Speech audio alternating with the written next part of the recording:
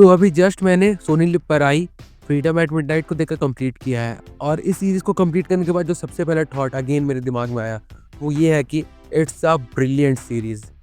अब देखो, पार्टीशन हो गई या फिर आज़ादी की लड़ाई हो गई, इन सब पे तो हमने कई सारे मूवीज़ ऑलरेडी देख रखे हैं, बट ये सीरीज़ आज़ादी के उन कुछ सालों पर फोकस करती है जिस पर इंडिया और पाकिस्तान की नींव रखी गई थी, और जिस तरीके से सारे कैरेक्टर्स और सारे सिचुएशन को लिखा गया है और जिस तरीके से एक्टर्स ने उन सारी चीज़ों को पोर्ट्रे किया है, उससे ये सीरीज़ जो मैसेज डिलीवर करना चाहती थी उसमें आसानी से कामयाब हो जाती है। पर फिर ऐसा भी नहीं है कि इस सीरीज़ में किसी चीज़ की कमी नहीं है, बिल्कुल है। और जो सबसे पहला चीज़ मेरे दिमाग में आता है वो है इस सीरीज़ में दिखाई गई ब्रूटैलिटी। देखो, अगर वर्ड्स की बात करूं तो इस सीरीज़ में जिस तरीके से जिन भी लोगों पर क्रिटिसिज्म दिया गया है, फिर चाहे वो जवाहरलाल नेहरू हो या फिर मोहम्मद अली जिन्ना हो, वो बहुत ही ब्लेटेंट है।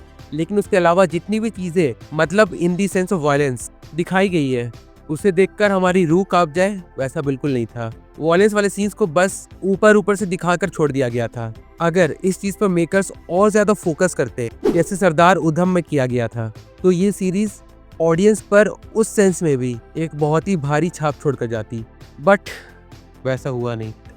और इसलिए अगर वायलेंस वाले सीन्स को हटाकर अगर इस सीरीज़ में हम बाकी सारी चीज़ों पर गौर करें तो हाँ, वो लाजवाब है। जैसे इस सीरीज में किसी एक साइड को हमेशा के लिए बुरा नहीं बताया गया है, बल्कि उन चीज़ों के पीछे क्या कारण है, कौन कौन से इंसिडेंट्स उन चीज़ों को पैदा करते हैं, तो सभी हमारे सामने दिखाए गए हैं। पर उसका मतलब फिर ये भी नहीं था कि ऐसे कुछ इंसिडेंट्स दिखाकर हम पर इन कैरेक्टर्स जैसे जवाहरलाल नेहरू हो गए, मोहम्मद अली जिन्ना हो गए, इन पर सीधा सीधा दोष दिया जा रहा था।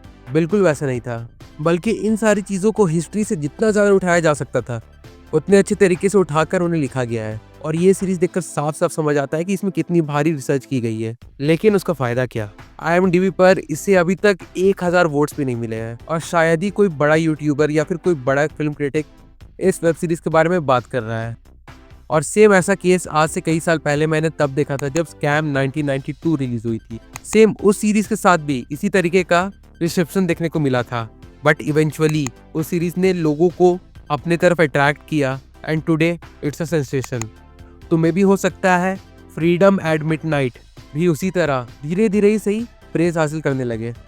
और इसलिए मैं भी इस सीरीज़ के बारे में और ज़्यादा नहीं बोलना चाहूँगा, क्योंकि इस सीरीज़ के बारे में बोलने के लिए हिस्ट्री पर भी अच्छी खासी पकड़ होनी चाहिए, एंड आई एम सॉरी, मेरी उतनी अच्छी खासी पकड़ है नहीं। इसलिए मैंने सीरीज़ को एज ए सीरीज़ देखा, और जिस तरीके से इसमें हिस्ट्री दिखाई गई है, जितनी भी हिस्ट्री हमने अपने क्लासेस में पढ़ी थी, जैसे वो सत्याग्रह मूवमेंट हो, चौरा चौरी इंसिडेंट हो, डायरेक्ट एक्शन डे हो, और ऐसी और भी बहुत सारी, इन सब पर जितनी भी बातें दिखाई गई है मैं उनसे काफ़ी हद तक एग्री करता हूँ। एंड डेफिनेटली हर इंडियन को ये सीरीज देखनी ही चाहिए, and not even Indian, even the Pakistanis और एनीवन जो पार्टीशन की लाइक सच्चाई से रूबरू होना चाहते हैं।